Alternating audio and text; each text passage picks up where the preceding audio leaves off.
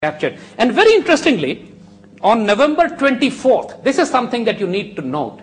See, it also says Indian media reported that Hindu extremists involved in Maligan blast may also be behind Ajmer and Samjhauta Express blast. See, this is what was happening. NDTV I'm talking about. The entire Indian media was shocked. The entire Indian nation was surprised and beyond belief for them that the entire Indian establishment, the military intelligence, their hardcore RSS were involved in every act of terror which was unfolding now.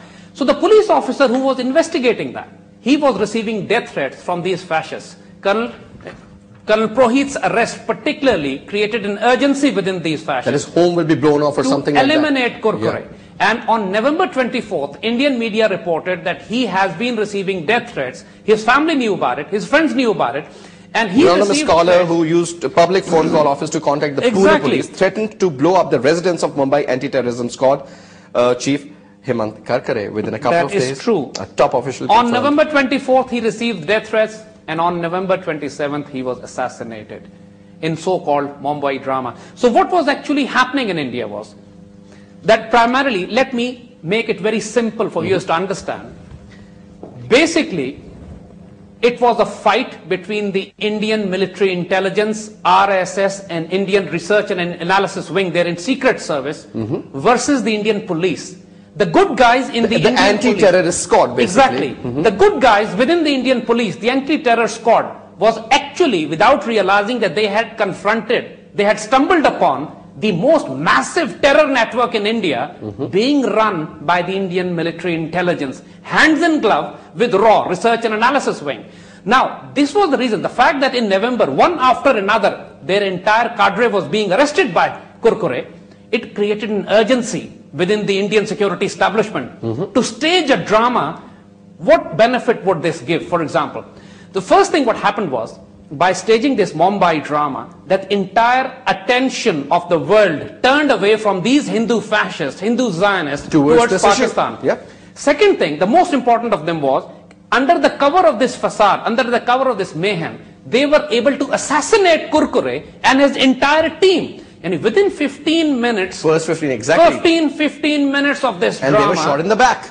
They were shot in the back, and very fascinatingly, Kurkure was shot with 9mm pistols. The pistols that those terrorists were not carrying, the weapons those terrorists did not have. And these pistols were used by Indian police.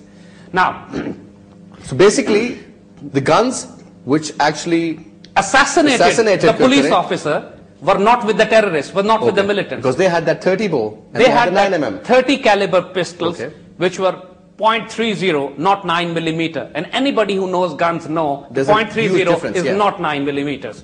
Now, interestingly, so Indians had to justify this also. So when they created Dossier against Pakistan, they show the picture of a .30 caliber pistol, but then they write underneath it's a 9mm. It's like showing a 155mm howitzer and saying it's an 8-inch mortar. Even an idiot can see they're trying to make a fool out of the word. You see? So the fact is, that once this, what we are saying here is that not just us, the Western media and some of the finest Indian analysts, some of the finest and brave Indian journalists have written this categorically, that this Mumbai drama was a nexus between Mossad, RAW and RSS. That is, RSS is the hardcore Hindu Zionist organizations in India.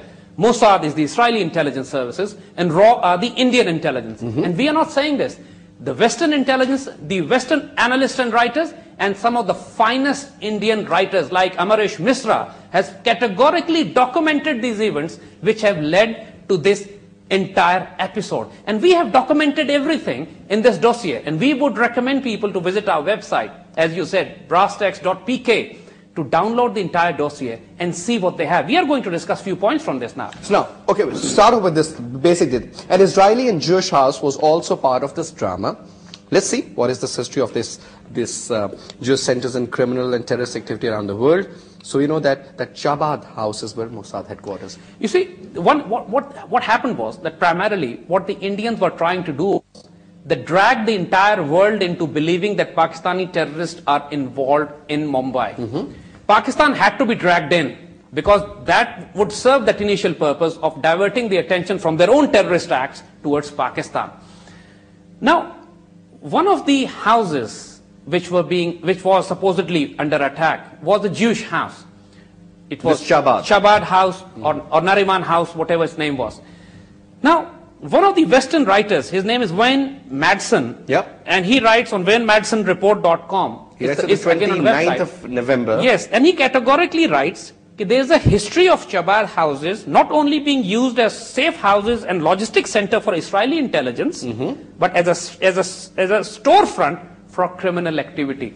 You see, this particular house was basically a Mossad headquarters.